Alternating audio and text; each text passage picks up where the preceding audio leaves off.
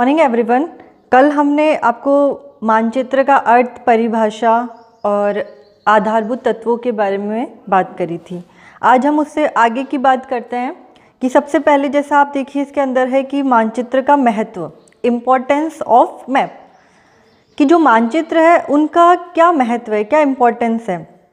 सबसे पहली चीज़ है कि मानचित्र जो है वो सूचनाओं के प्रमुख स्रोत होते हैं। मतलब आपकी जितनी भी सूचनाएं हैं वो आपको मानचित्र के माध्यम से आसानी से पता चल जाती हैं। जैसा कि इन्होंने, हिटलर ने कहा है कि मुझे किसी देश का विस्तृत मानचित्र दे दो, मैं उस पर विजय प्राप्त कर लूँगा। आप देखिए इसमें हिटलर क्या कह रहे हैं कि अगर मुझे किसी भी देश का आप मानचित्र दे दोगे तो उस मानचित्र की सहायता से ही उसके अंदर कहाँ कहाँ पे सुरंगें हैं, कहाँ कहाँ पर गुप्त स्थान है, उन जगहों के माध्यम से कहाँ कहाँ पर किले हैं, कहाँ कहाँ पर ज़्यादातर सैनिकों की व्यवस्था है, कम सैनिकों की व्यवस्था है, इन सब को देखते हुए, उस मानचित्र को देखते हुए हिटलर ने क्या कहा है, मैं उस जगह पर विजय प्राप्त कर लूँगा। तो मानचित्र का महत्व इस लाइन से, आप हिटलर की इस लाइन से बहुत आसानी से लगा सकते हैं। आगे जैसे कि मानचित्रों का जो प्रयोग है आज भूगोल के अलावा इतिहास, भूविज्ञान, मौसम विज्ञान, वनस्पति विज्ञान, जल विज्ञान, खगोल विज्ञान, मृदा विज्ञान एवं मानव विज्ञान जैसे कई विषय करते हैं। आप देख लेंगे कि भाई भूगोल के अंदर तो मानचित्र का उपयोग होता ही होता है, ठीक है, लेकिन भूगोल के अलावा हम भूविज्ञान मतलब भूमि से संबंधित भी कई मानचित्र होते हैं आपके, उच्चावच के मानचित्र होते हैं आपके कई भूमि से संबंधित, ठीक है। मौसम से संबंधित कई प्रकार के आपके मानचित्र होते हैं जिसमें कि आपको मौसम से संबंधित जानकारी प्राप्त होती है, कहीं पे तापमान कैसा है, कहीं पे वर्षा कैसी है, कहीं आर्द्रता कैसी है। वनस्पति विज्ञान, आपको वनस्पति के बारे में जो जानकारी मिल सकती है कि भाई यहाँ पर सदाबहार वन है, यहाँ पर मानसूनी वन है, यहाँ पर आपके शुष्क वन हैं। तो वनस्पति विज्ञान में भी हम मानचित्रों का उपयोग लेते हैं।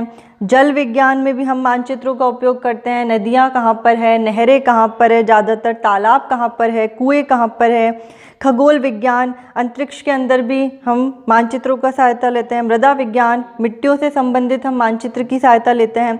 मानव विज्ञान मतलब जनसंख्या को लेकर भी हम मानचित्र की सहायता लेते हैं। तो ये सारे विज्ञान हैं, इनमें भी मानचित्रों का उपयोग किया जाता है। इसी प्रकार आगे जैसे डॉक्टर एच.आर. नील ने एक परिभाषा दी है कि भूगोल में हमें यह एक सिद्धांत मान लेना चाहिए कि जिसका मानचित्र नहीं बनाया जा सकता उसका वर्णन भी नहीं किया जा सकता। आप देखेंगे कि कोई भी सब्जेक्ट हो या कोई भी विषय हो, कोई भी एक प्रकरण हो, टॉपिक हो, उसको हम अगर हमें उसका मानचित्र दे दिया जाए, अगर उसे हम मानचित्र दे दिया जाए तो हम उसको बहुत अच्छे से समझ सकते हैं, ठीक है। हमें मानचित्र को देखते हुए समझने में इतना इंटरेस्टिंग लगता है कि हम उसको बहुत आसानी से उस विषय को समझ लेते हैं। अब इसी प्रकार से आप मान लीजिए जो आपकी थ्योरिकल सब्जेक्ट है, जैसे आप पॉलिटिकल साइंस ले लीजिए, आप हिस्ट्री ले लीजिए, जो आपकी सोशलॉजी ले लीजिए, थ्योरिकल सब्जेक्ट है, उनको समझने में आपको इतना इंटरेस्ट नहीं आएगा। उनको आप करोगे तो आपको ऐसा लगेगा कि यार इसके लिए हमें कुछ एक अच्छा सा कंसेप्ट मिल जाता है, एक अच्छा सा मानचित्र मिलता है, तो हम इसको समझने में हमारे लिए और आसानी हो जाती है ना। इसी प्रकार से भूगोल में ये सबसे अच्छी चीज़ है कि अगर मानचित्र हमारे पास में होता है किसी भी जगह का, तो उसको हमें समझने में आसानी बहुत ज़्यादा अच्छे से हो जाती है। अब आगे हम देखेंगे इसमें कि मानचित्रों का महत्व।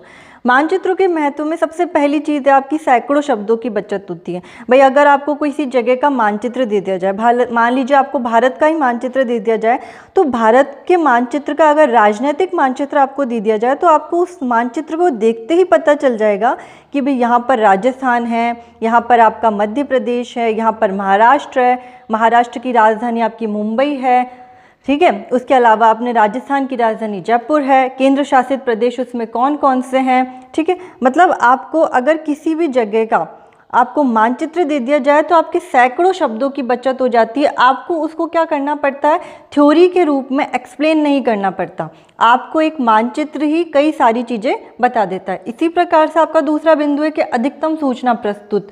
बिल्कुल वही बात, जहाँ आपकी सैकड़ों शब्दों की बचत हो जाती है वहीं एक मानचित्र के माध्यम से आपको काफ़ी सारी सूचनाएं प्राप्त हो जाती है। फिर एक मानचित्र आप लोगे तो उस मानचित्र के अंदर आपको बहुत सारी सूचना उस एक ही मानचित्र से आपको मिल जाएगी कि उसके अंदर आपको जैसा स्केल भी मिल जाएगा, उसमें आपको नॉर्थ डायरेक्शन भी मिल जाएगा, उसी के अंदर आपको अक्षांश देशांतर रेखाओं का ज्ञान भी मिल जाएगा, उसी के अंदर आपको ये भी पता चल जाएगा कि कौन से डिग्री अक्षांश से कौन से डिग्री अक्षांश के बीच में भारत स्थित है। तो ये सारी सूचनाएं आपको एक मानचित्र के माध्यम से पता चल जाती है। उसी प्रकार से आपका तीसरा मोस्ट है कि अनुसंधान की प्रयोगशाला। जो आपके मानचित्र होते हैं वो आपके रिसर्च में भी बहुत उपयोगी होते हैं। जैसे आप किसी भी सब्जेक्ट पे, किसी भी टॉपिक पे अगर पीएचडी कर रहे हैं, एमफिल कर रहे हैं, तो आपको अगर कहीं किसी जगह का मानचित्र मिल जाता है तो आपको उस मानचित्र की सहायता से आपकी रिसर्च में भी आपको बहुत सहायता मिलती है। उस जगह की इन्फॉर्मेशन आप बहुत आसानी से प्राप्त कर सकते हैं। इसके अलावा आपके लाने ले जाने की सरलता है कि आप जैसे ग्लोब होता है, ग्लोब को आप हर जगह नहीं ले जाया जा सकता। एक बड़ा एक त्रिविमीय साधन है तो जिसको हर स्थान पे आसानी से नहीं ले जाया जा सकता। जबकि मानचित्र होते हैं ये 2 डायमेंशनल होते हैं, द्विविमीय होते हैं, तो आप उनको फोल्ड करके समेट के कहीं भी एक स्थान से दूसरे स्थान पर आसानी से ले जा सकते हैं। तो लाने ले जाने की सरलता है। इसी प्रकार से समस्त पृथ्वी को एक साथ दृश्यमान होने का गुण, मतलब आपके मानचित्र में जैसे कि आपका ग्लोब होता है, ग्लोब पर आपको क्या होता है, पूरा जो विश्व है वो एक गोलाकार रूप में दिखाई देता है, वृत्ताकार रूप में दिखाई देता है। अगर उसी पूरे विश्व को, आपकी पूरी पृथ्वी को अगर एक मानचित्र पर फैला दिया जाए तो उसको आप बिल्कुल एक साथ उसे देख सकते हैं। एक ही नज़र में पूरे मानचित्र को आप आसानी से देख सकते हैं। इसी प्रकार से अगला पॉइंट है आपका कि भौतिक, सामाजिक, सांस्कृतिक, आर्थिक लक्षणों का प्रदर्शन। आप एक मानचित्र के अंदर कई प्रकार के लक्षण प्रदर्शित कर सकते हैं। जैसे भौतिक का मतलब हो जाएगा जो प्रकृति से संबंधित है। जैसे आप पर्वतों को दिखा सकते हैं, पठारों को दिखा सकते हैं, मैदानों को दिखा सकते हैं, ठीक है, किसी भी प्रकार के उच्चावच को दिखा सकते हैं। इसी प्रकार से आप वहाँ पे मृदा को दिखा सकते हैं, वनस्पति को दिखा सकते हैं। तो आप भौतिक लक्षणों को आसानी से दिखा सकते हैं। अगर सामाजिक लक्षण है, जैसे कि आपकी अलग अलग जगह की अलग अलग वेशभूषा हो गई, अलग अलग जगह की धर्म हो गए, ठीक है, अलग अलग जगह के आपकी कला संस्कृति हो गई और मनोरंजन के कई साधन हो गए, तो आप समाज से संबंधित सामाजिक चीज़ें भी आप एक मानचित्र के अंदर दिखा सकते हैं। इसी प्रकार से आपके आर्थिक लक्षण हो गए। आर्थिक लक्षणों में जैसे आप मान लीजिए परिवहन के साधन आ गए, आपके सड़क परिवहन हो गई, रेल परिवहन हो गई, जल परिवहन हो गई, वायु परिवहन हो गई, आपकी कृषि भूमि उपयोग के आंकड़े हो गए, कृषि के आंकड़े हो गए, तो इनको आप आर्थिक लक्षणों के अंदर आसानी से दिखा सकते हैं। तो एक मानचित्र का महत्व कितना है। इसी प्रकार से मानव ज्ञान को विकसित करने के लिए पत्र पत्रिकाओं, पुस्तकों, आर्थिक योजनाओं, दीवारों, पर्यटन स्थलों और सैनिक उपयोग हेतु भी मानचित्र का बहुत उपयोग है। ये आप देखेंगे कि जो आपकी पत्र पत्रिकाएं होती है, जो आपकी न्यूज़पेपर्स आते हैं, ठीक है, आपकी पुस्तकें होती है, उनमें अगर किसी भी जगह का मानचित्र दे दिया जाए, किसी भी क्षेत्र विशेष के बारे में कोई मैप दे दिया जाए, तो उससे आप समझकर अपने ज्ञान को और अधिक विकसित कर सकते हैं। जबकि हमें किसी थ्योरी को पढ़ते समय इतना इंटरेस्ट नहीं आता। अगर आप न्यूज़पेपर भी देखेंगे तो न्यूज़पेपर में अगर किसी भी टॉपिक की आप थ्योरी पढ़ेंगे तो थ्योरी पढ़ने में आपको उतना मज़ा नहीं आएगा जितना कि अगर आपको कोई इसी जगह का मानचित्र दे दिया जाएगा, किसी जगह का मैप दे दिया जाएगा, तो उसको देख के आप अपने नॉलेज को जितना अच्छा बढ़ा सकते हैं, जितना अच्छा विकसित कर सकते हैं, तो आपको पढ़ने में इंटरेस्ट डेवलप होगा। इसी प्रकार से आप दीवारों पे देखेंगे, कई पर्यटन स्थलों पे देखेंगे, कई आपको बड़े बड़े पोस्टर्स दिखते हैं जिनमें कई जगह की आपको इन्फॉर्मेशन मिलती है, तो उनको देखकर आप ज़्यादा अट्रैक्टिव होते हैं, ज़्यादा उस चीज़ को अपने माइंड में कैच कर लेते हैं। मानव का जो ज्ञान है वो कैसे विकसित होगा, अगर वो किसी पिक्चर को देखेगा, किसी इमेज को देखेगा, तो वो अपने ज्ञान को ज़्यादा लंबे समय तक उसको क्या रख सकेगा, अपने माइंड में स्थिर रख सकेगा। तो इस प्रकार से आपके मानचित्रों का महत्व आपकी ज़िंदगी में बहुत ही अधिक है। आगे हम बात करते हैं मानचित्रों का वर्गीकरण, क्लासिफिकेशन ऑफ मैप्स। अब जैसे कि हमने सबसे पहले इसमें देखे कि मापनी के आधार पर मानचित्र, भाई मापनी के आधार पर आपके मानचित्र कैसे होते हैं। जैसे कि आपका सबसे पहला है भू संपत्ति मानचित्र। भू संपत्ति मानचित्र जैसे कि आपकी ज़मीन के नक्शे हो गए, ठीक है, सबसे बड़े होते हैं आपके भू संपत्ति मानचित्र मापनी के आधार पर। हमने मापक पढ़ा है, मापक के अंदर क्या होता है, सबसे बड़े से लेके ये छोटे की तरफ है। जैसे कि सबसे बड़ा आपका मानचित्र होता है भू संपत्ति मानचित्र, इसकी आरएफ लेकिन सबसे छोटी होती है। हमेशा देखना जहाँ आरएफ आपकी सबसे छोटी होगी वो मानचित्र आपका उतना ही बड़ा होगा। जैसे मान लीजिए 1:10 है तो 1:10 का मानचित्र बड़ा होगा, और वहीं पे 1:50 है तो 1:50 का मानचित्र आपका छोटा होगा। तो जिसकी आरएफ कम होती है उसका मानचित्र उतना ही बड़ा होता है, और जिसकी आरएफ बड़ी होती है उसका मानचित्र उतना ही छोटा होता है। तो आपके भू संपत्ति मानचित्र होते हैं, सबसे बड़े होते हैं, जैसे जमीन आदि के जो नक्शे हो गए आपके। दूसरे नंबर पर होता है आपकी स्थलाकृतिक मानचित्र। स्थलाकृतिक मानचित्र होते हैं किसी छोटे क्षेत्र विशेष के भी आपके मानचित्र बनाए जाते हैं, जैसे कि इसके अंदर आपके कई प्रकार के कन्वेंशनल साइंस दिखाए जाते हैं, रूढ़ चिन्ह दिखाए जाते हैं, जिसके बारे में हम आगे बात करेंगे। आपके जैसे कि रूढ़ चिन्ह हो गए, मान लीजिए आपका मंदिर का अलग रूढ़ चिन्ह होता है, आपके किले का अलग रूढ़ चिन्ह होता है। मैंने कल बताया था आपको कि आपके जो कच्चे कुएं होते हैं, पक्के कुएं होते हैं, कच्चे घर होते हैं, पक्के घर होते हैं, उन सब के भी अलग अलग आपके क्या होते हैं, रूढ़ चिन्ह होते हैं। तो उन रूढ़ चिन्हों का प्रयोग आपके स्थलाकृतिक मानचित्रों में बहुत अच्छे से किया जाता है। छोटे से क्षेत्र विशेष का भी स्थलाकृतिक मानचित्र आपको मिल जाएगा। आगे है आपके दीवारी मानचित्र। जैसे हम जो भी मानचित्र दीवारों पे टांगते हैं, जैसे कि आप एक भारत का नक्शा है, एक विश्व का नक्शा है, राजस्थान का नक्शा है, जिसको कि आप दीवारों पर टांग सकते हैं, अपने दीवार पे टांग सकते हैं। तो दीवार पे टांगने वाले जो आपके नक्शे कहलाते हैं वे दीवारी मानचित्र होते हैं। एटलस मानचित्र, आप सभी ने एटलस देखी होगी, नहीं देखी तो कभी आप अपने मोबाइल में सर्च करना कि एटलस क्या चीज़ होती है, या कभी बाज़ार में जाओ तो आप बाज़ार में आप एटलस देखिएगा कि एटलस क्या होता है। एटलस आपके कई मानचित्रों को क्या होता है, समूह होता है, कई प्रकार के मानचित्रों का समूह होता है। एक किताब होती है एटलस, जिसके अंदर जैसे कि आपके विश्व के मानचित्र हैं तो विश्व के भी राजनीतिक मानचित्र अलग होगा, भौतिक मानचित्र अलग होगा, आर्थिक मानचित्र अलग होगा। इसी प्रकार से आपका मान लीजिए विश्व के अंदर अफ्रीका का मानचित्र है, अफ्रीका का भौतिक अलग होगा, राजनीतिक अलग होगा। फिर भारत का है तो भारत का अलग होगा, उत्तरी अमेरिका, दक्षिणी अमेरिका, यूरोप, एशिया, ऑस्ट्रेलिया, अलग अलग महाद्वीपों के, सभी महाद्वीपों के अलग अलग उसमें क्या होते हैं, काफ़ी सारे मानचित्र होते हैं। एक किताब होती है एटलस, जिसमें कि आपके मानचित्रों का समूह होता है। तो इस प्रकार से सबसे बड़े आपके भू संपत्ति मानचित्र, फिर स्थलाकृतिक मानचित्र, फिर दीवारी मानचित्र, और फिर आपके हो गए एटलस मानचित्र। आगे हम इसमें देखेंगे इसका दूसरा प्रकार है स्थलाकृतिक लक्षणों की मात्रा के आधार पर। अब स्थलाकृतिक लक्षणों की मात्रा के आधार पर क्या हो गया, आपके मानचित्र दो प्रकार के होते हैं। जैसे कि पहला है आपका उच्चतादर्शी मानचित्र और दूसरा है आपका प्लेनिमीट्री मानचित्र। अब उच्चतादर्शी मानचित्र क्या होते हैं, जहाँ पर भी आपके उच्चावच के प्रदर्शन पर बल दिया जाता है। किसके, उच्चावच के प्रदर्शन पर बल दिया जाता है। जैसे कि आप मान लीजिए आपकी समोच्च रेखाएं हो गई, तल चिन्ह हो गए, हैशूर प्रणाली हो गई। आप सभी ने अगर नाम नहीं सुना है तो मैं बता देती हूँ कि समोच्च रेखाएं क्या होती है, समान ऊंचाई वाले स्थानों को मिलाने वाली जो रेखाएं होती है वो समोच्च रेखाएं होती है। ये आपको स्थलाकृतिक मानचित्र में बहुत अच्छे से देखने को मिलेगी, समोच्च रेखाएं। इसी प्रकार से जो तल चिन्ह होते हैं वो समुद्र तल से जो मापी गई ऊंचाई की एक दूरी होती है वो आपके तल चिन्ह कहलाते हैं। तो आपके उच्चतादर्शी मानचित्र हो गए, दूसरा आपके प्लेनिमीट्री मानचित्र हो गए, जिसमें आर्थिक और सांस्कृतिक तत्वों की प्रधानता होती है, कि जहां आर्थिक और सांस्कृतिक तत्वों की प्रधानता होगी वो आपके प्लेनिमीट्री मानचित्र होंगे। अब जैसे आगे हम बात करते हैं हमारे उद्देश्य के आधार पर मानचित्रों के प्रकार। उद्देश्य के आधार पर आपके मानचित्र में पहला है भौतिक मानचित्र।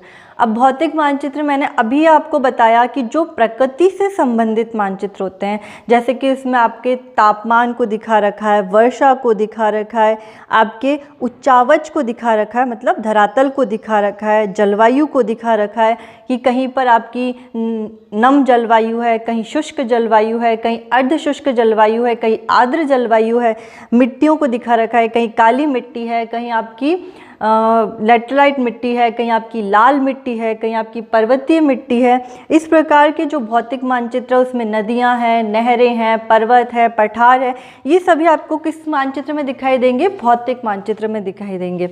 इसी प्रकार से दूसरे आपके उद्देश्य के आधार पर आते हैं जनसंख्या मानचित्र। जनसंख्या मानचित्र में आप वो सारी चीज़ें दिखा सकते हैं, जैसे कि मान लीजिए आपने जनसंख्या का वितरण दिखा दिया, जनसंख्या का घनत्व दिखा दिया, लिंगानुपात को दिखा दिया, ठीक है, आपने आयु वर्ग को दिखा दिया, साक्षरता को दिखा दिया। जहाँ भी आपकी जनसंख्या से संबंधित चीज़ों को दर्शाना होता है, भाई सर्वाधिक जनसंख्या कहाँ पर है, कौन से प्रदेश में सर्वाधिक जनसंख्या है, कौन से प्रदेश में न्यूनतम जनसंख्या है। जैसे कि आप भारत के अंदर अगर जनसंख्या वितरण को दिखाना चाहते हैं तो उसमें आपको जनसंख्या वितरण सबसे ज़्यादा कहाँ पे शो करेगा, आपका उत्तर प्रदेश में शो करेगा कि भाई यहाँ पर सर्वाधिक जनसंख्या वितरण पाया जाता है, सर्वाधिक जनसंख्या आपके उत्तर प्रदेश में पाई जाती है। ठीक है, इसी प्रकार से आपको न्यूनतम जनसंख्या दिखानी है कि आपकी न्यूनतम जनसंख्या कहाँ पाई जाती है, तो वो आपकी सिक्किम में पाई जाती है।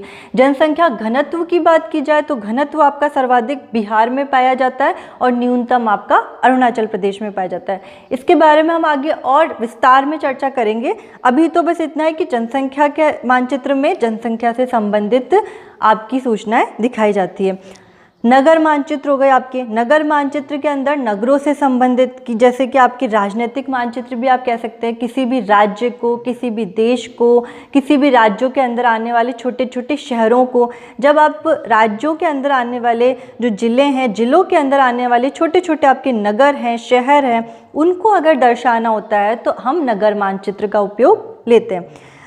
सांस्कृतिक मानचित्र आपकी संस्कृति से संबंधित चीज़ होगी, जैसा कि मैंने अभी आपको बताया कि कला, वेशभूषा, मनोरंजन, ठीक है, आपके ये जो चीज़ें दिखाई जाती है जो समाज से संबंधित होती है, किसी क्षेत्र विशेष में किस प्रकार की वेशभूषा है, किस प्रकार की संस्कृति है, उस चीज़ को दिखाने के लिए हम सांस्कृतिक मानचित्र का उपयोग करते हैं। या जनसंख्या से संबंधित हमें कोई चीज़ दिखानी हो तो सांस्कृतिक मानचित्र का उपयोग करते हैं। राजनीतिक मानचित्र के अंदर हम राज्यों की सीमाओं को दिखाते हैं, देश की सीमाओं को दिखाते हैं। जैसे भारत का जो मानचित्र है उसके अंदर राजस्थान, महाराष्ट्र, गुजरात, मध्य प्रदेश, छत्तीसगढ़, झारखंड। अब जैसे मान लीजिए राजस्थान का जो मानचित्र है, राजस्थान के मानचित्र में जयपुर, उसके अलावा जोधपुर, जैसलमेर, अजमेर, नागौर, भरतपुर, इन सब की सीमाओं को दिखाया जाता है, तो आपके राजनीतिक मानचित्र उपयोग में आते हैं। जैसे कि अभी मैंने बताया कि जनरली जो हम मार्केट से भी परचेस करते हैं, जो हमारे एक छोटे छोटे से खाली ब्लैंक मैप्स आते हैं, तो वो दो प्रकार के मैप्स आते हैं। एक तो आता है भौतिक मानचित्र और दूसरा आता है राजनीतिक मानचित्र। आप देखेंगे जैसे कि आपने भारत का बाजार से कोई मानचित्र लिया और उसको बोला कि भौतिक मानचित्र दे दीजिए या प्राकृतिक मानचित्र दे दीजिए भारत का, तो वो आपको भारत का ब्लैंक खाली मानचित्र देगा। मतलब कि भारत का पूरा इस प्रकार के से एक खाली मानचित्र आपको देगा। तो ये जो आपका भारत का एक ब्लैंक मानचित्र होता है, ये आपका कौन सा कहलाता है, भौतिक या प्राकृतिक मानचित्र कहलाता है। ठीक है, अब इसी प्रकार से ये भौतिक और प्राकृतिक क्यों है, क्योंकि इसके अंदर हम पर्वत को दिखा सकते हैं, नदियों को दिखा सकते हैं, ठीक है, यहाँ पठार को दिखा सकते हैं। तो ये आपका भौतिक मानचित्र होगा जो पूरी तरीके से क्या होगा, ब्लैंक होगा।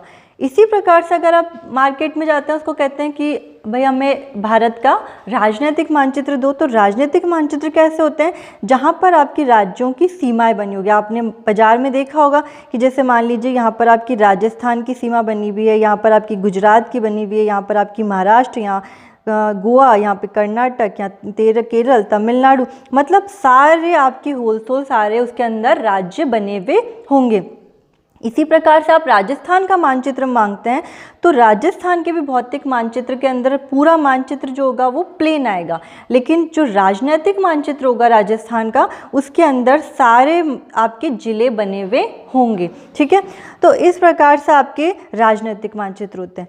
सैनिक मानचित्र जो सैनिक उपयोग में लिए जाते हैं कि भाई जो हमारी सेना होती है उन्हें कई ऐसी सुरंगों के माध्यम से, कई ऐसे बर्फीले क्षेत्रों की जगह पर उन्हें पहुंचना होता है, तो उनको जो मानचित्र उपयोग में लिए जाते हैं तो वो आपके सैनिक मानचित्र होते हैं। ऐतिहासिक मानचित्र के अंदर आप क्या आ जाएंगे, जैसे कि जिसमें कहीं भी आपकी इतिहास से संबंधित चीज़ें होगी, जैसे कि कहीं पर आपके किले दिखाए गए होंगे। ठीक है, अगर किले दिखाए गए तो किले का एक छोटा सा चिन्ह बना हुआ होगा।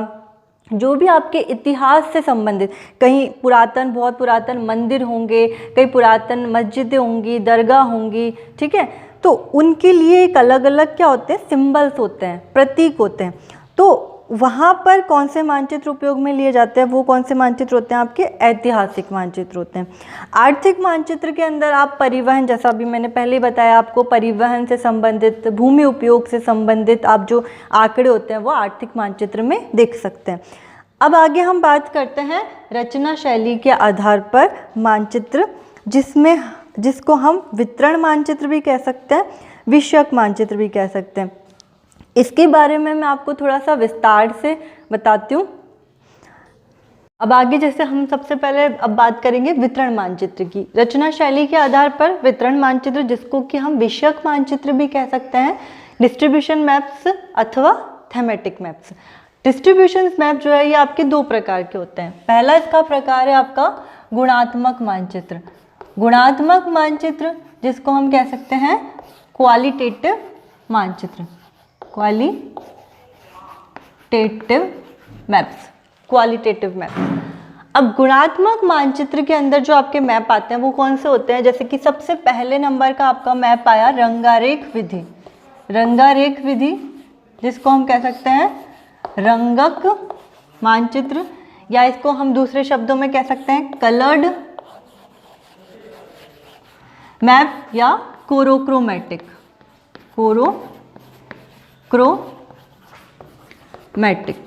कोरोक्रोमैटिक, ठीक है।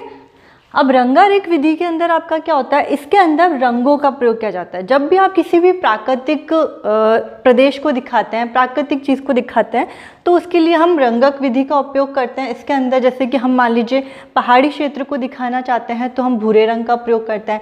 अगर आप किसी वन क्षेत्र को दिखाना चाहते हैं तो हरे रंग का प्रयोग करते हैं। किसी कृषि क्षेत्र को दिखाना चाहते हैं तो पीले रंग का प्रयोग करते हैं। बस्ती को दिखाने के लिए लाल रंग का प्रयोग करते हैं। किसी जलीय क्षेत्र को दिखाने के लिए हम नीले रंग का प्रयोग करते हैं।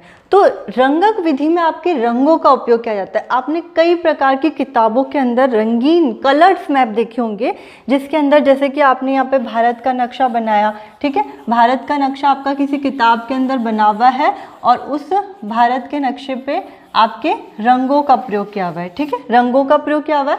तो जैसे कि मान लीजिए यहाँ पर आपका पर्वतीय क्षेत्र दिखा रखा है, हिमालय पर्वत वाला क्षेत्र दिखा रखा है, तो यहाँ पे पूरे एरिया को उसने आपका ब्राउन कलर कर दिया, ठीक है। यहाँ पर आपके विशाल मैदान वाले एरिया को दिखा रखा है तो यहाँ पर उसने नीला कलर कर दिया, ठीक है। या आपके इधर वाले क्षेत्र को दिखा रखा है तो यहाँ पर उसने हरा कलर कर दिया। मतलब आपको जब कलर से किसी मानचित्र को दिखाया जाता है, जब मानचित्र के अंदर कलरों का, रंगों का प्रयोग किया जाता है, तो आपके उस विधि को हम कहते हैं रंगारेख विधि, जिसमें मैंने अभी आपको बताया पहाड़ी क्षेत्रों के लिए भूरा, वनीय क्षेत्रों के लिए हरा, जलीय क्षेत्रों के लिए नीला, कृषि क्षेत्रों के लिए आपके पीला और बस्ती के लिए आपके लाल रंग का प्रयोग किया जाता है। ये तो है आपकी रंगारेख विधि, जिसको हम कलर्ड और कोरोक्रोमैटिक भी कहते हैं। नेक्स्ट आपकी जैसे आगे आपकी आएगी सिंपल शेड मेथड, ठीक है। दूसरी आपकी जो विधि है, जिसको हम दूसरी विधि को कहेंगे छाया विधि, सिंपल शेड मेथड, छाया विधि, सामान्य छाया विधि, जिसे हम दूसरे शब्दों में कह सकते हैं सिंपल शेड मेथड, सामान्य छाया विधि। अब सामान्य छाया विधि के लिए हमें क्या करना होता है, जैसे कि वापस से मैं एक यहाँ पर चित्र बना रही हूँ आपका इंडिया का, ठीक है।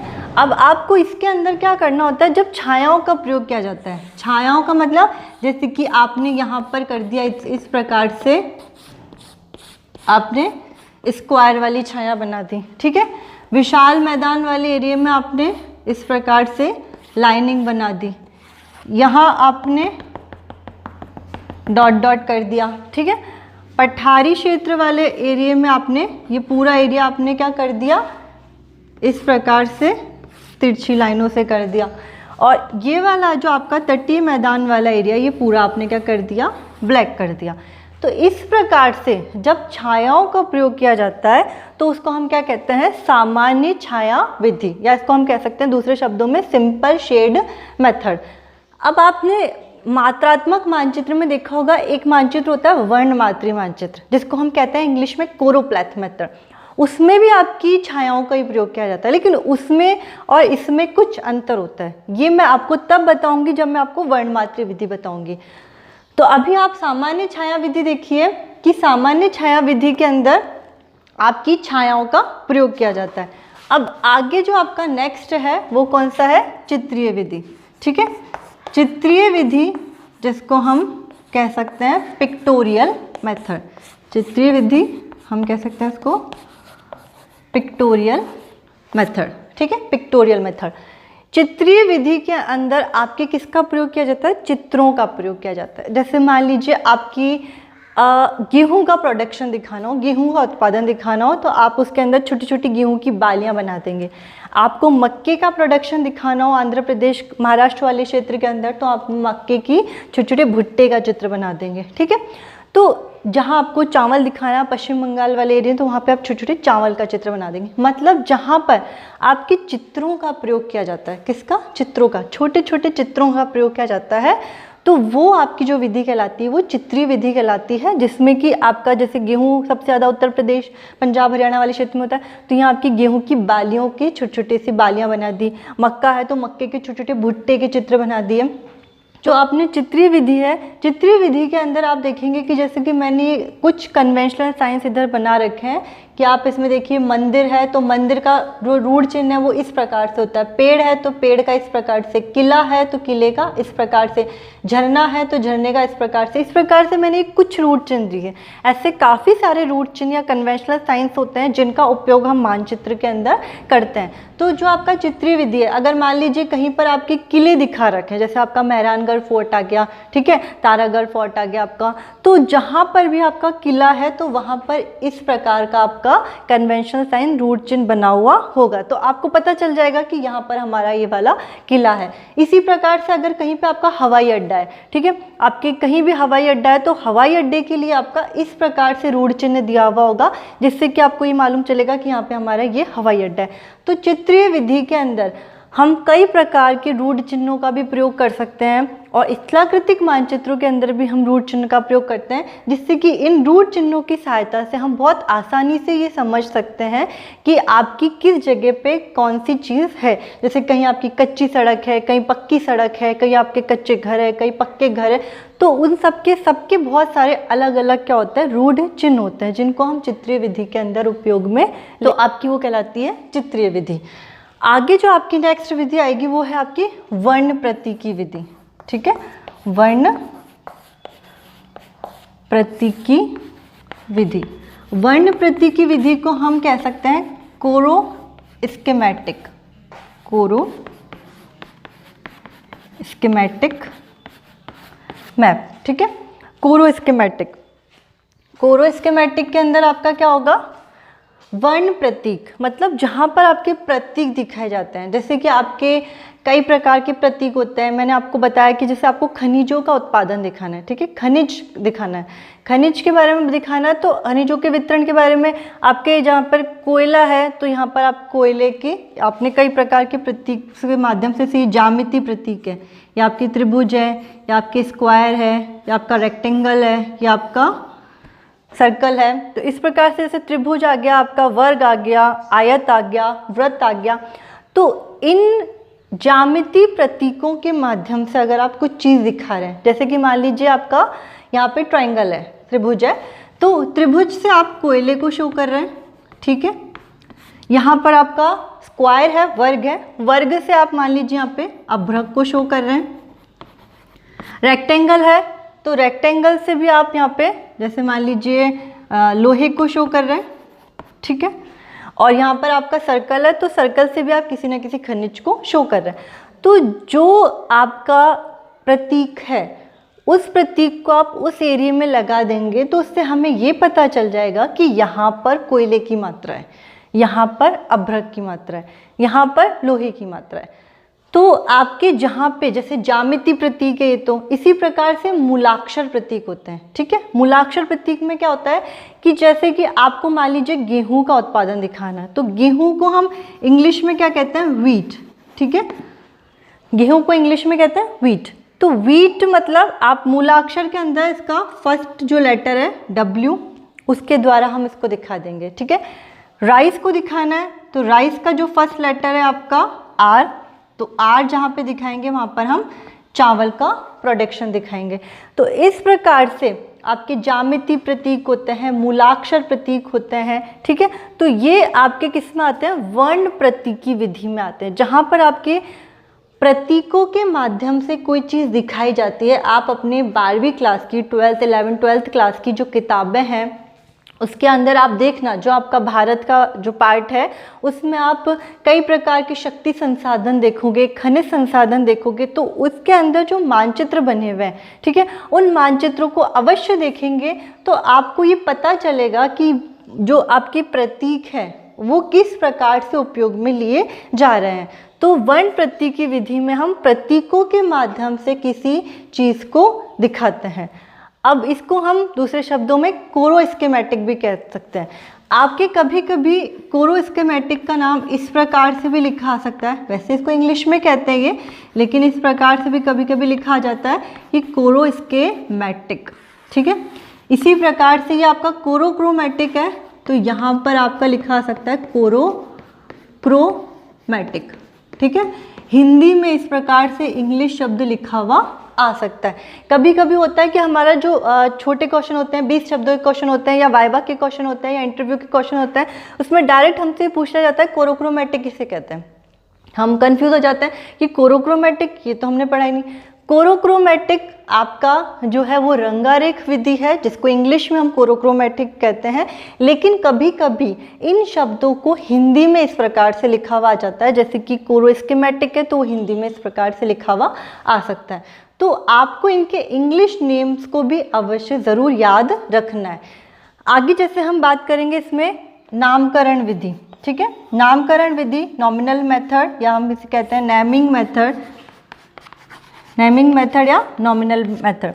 नामकरण विधि में भी बिल्कुल इसी प्रकार से आपका होगा कि जहाँ पर आपकी किसी नाम को स्पष्ट रूप से लिख रखा हो, और ये विधि मोस्टली छोटी क्लासेस में उपयोग में ली जाती है, जो कि छोटे बच्चे इस प्रकार से कैपिटल लेटर्स के फर्स्ट लेटर से तो समझ नहीं सकते भाई। हम जैसे जो 11th 12th क्लास है, बड़ी क्लासेस हैं, तो वो तो क्या होता है कि W शब्द से समझ जाएंगे कि वीट को दिखाया जा रहा है, R से समझ जाएंगे राइस को दिखाया जा रहा है, M से समझ जाएंगे मेज को दिखाया जा रहा है, मतलब मक्के को दिखाया जा रहा है।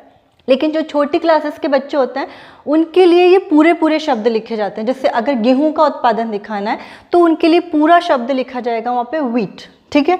अगर चावल का उत्पादन दिखाना है तो उनके लिए पूरा शब्द लिखा जाएगा वहाँ पर राइस, ठीक है। इसी प्रकार आपकी नामकरण विधि होती है कि जहाँ पर आपके पूरा नाम लिखा जाता है, किसी जगह का आपका पूरा नाम लिखा जाता है। जैसे हिंदी में भी आ जाता है कई बार आपका मानचित्र, जैसे हिंदी में आपका मानचित्र आ जाएगा तो छोटे बच्चों के लिए जैसे कि वहाँ पर आपका पूरा शब्द लिख दिया जाएगा कोयला, ठीक है। यहाँ पर पूरा शब्द लिख दिया जाएगा अभ्रक। आंध्र प्रदेश में यहाँ पर पूरा शब्द लिख दिया जाएगा अभ्रक। अगर कहीं लोहा सबसे ज़्यादा है तो वहाँ पूरा शब्द लिख दिया जाएगा लोहा। मतलब नामकरण विधि के अंदर आपका क्या होगा, छोटे बच्चों के लिए जो बहुत आसानी से समझ सके तो उसके लिए पूरे नाम को अंकित कर दिया जाएगा। तो ये हमारी है गुणात्मक मानचित्र, जिसको हम कह सकते हैं आप क्वालिटेटिव मैप्स। अब आपके इसमें 2 प्रकार के मानचित्र होते हैं, तो क्वालिटेटिव गुणात्मक मानचित्र और दूसरा होता है आपका मात्रात्मक मानचित्र क्वांटिटेटिव मैप्स। क्वालिटेटिव और क्वांटिटेटिव में अंतर इतना ही है कि गुणात्मक मानचित्र के अंदर आप किसी वस्तु की ये चीज़ दिखाते हैं कि वो वस्तु आपकी किस जगह पर है, ठीक है, वो वस्तु आपकी किस जगह पर पाई जाती है, लेकिन आपकी वो वस्तु कितनी मात्रा में पाई जाती है। एक तो होता है कहाँ पाई जाती है और एक होता है कितनी मात्रा में पाई जाती है, ठीक है। एक तो उसका गुण दिखाया जा रहा है, कि ये वस्तु इस जगह पे पाई जाती है, इस क्षेत्र विशेष में पाई जाती है, तो ये क्षेत्र विशेष इस वस्तु की वजह से प्रसिद्ध है, उसमें गुण है इस चीज़ का। तो मतलब कहाँ पाई जाती है, गुणात्मक मानचित्र। और दूसरा हम जो आगे पढ़ेंगे वो है आपका मात्रात्मक मानचित्र की कोई वस्तु जो है वो आपकी कितनी मात्रा में पाई जाती है। तो आज जो हमने पढ़ा आपके मानचित्रों के बारे में, ठीक है, कि आपने मानचित्र का महत्व को समझा, मानचित्र के महत्व के बारे में पढ़ा कि मानचित्र की इम्पोर्टेंस क्या है, मानचित्रों के वर्गीकरण के बारे में पढ़ा, क्लासिफिकेशन ऑफ मैप्स क्या है। उसके अलावा हमने डिस्ट्रीब्यूशंस मैप्स के बारे में पढ़ा, जिसमें हमने आपका गुणात्मक मानचित्र को लिया। गुणात्मक मानचित्र में आपके आने वाले मानचित्र रंगारेख विधि, सामान्य छाया विधि, चित्रीय विधि, वर्ण प्रतीक विधि और नामकरण विधि। तो आज जो हमने पढ़ा है वो गुणात्मक मानचित्र के बारे में पढ़ा है। आगे जो हम अपनी और क्लास में पढ़ेंगे वो अब मात्रात्मक मानचित्र के बारे में पढ़ेंगे। तो आपको अगर इसमें किसी भी प्रकार की कोई समस्या है, कोई चीज़ आप पूछना चाहते हैं, कुछ समझ नहीं आया हो, तो आप मेरे कमेंट बॉक्स में जाके आसानी से उसे पूछ सकते हैं। कुछ चीज़ समझनी हो तो आप कमेंट बॉक्स में जाके कमेंट कर सकते हैं। और अगर इससे संबंधित आप मेरे पिछले वीडियोस देखना चाहते हैं, इससे संबंधित कुछ पिछली बातों के बारे में जानना चाहते हैं, तो आप मेरे पिछले वीडियोस को ज़रूर देखें, जिससे कि मेरे आने वाले वीडियो आप और अच्छे से समझ सकें। Thank you.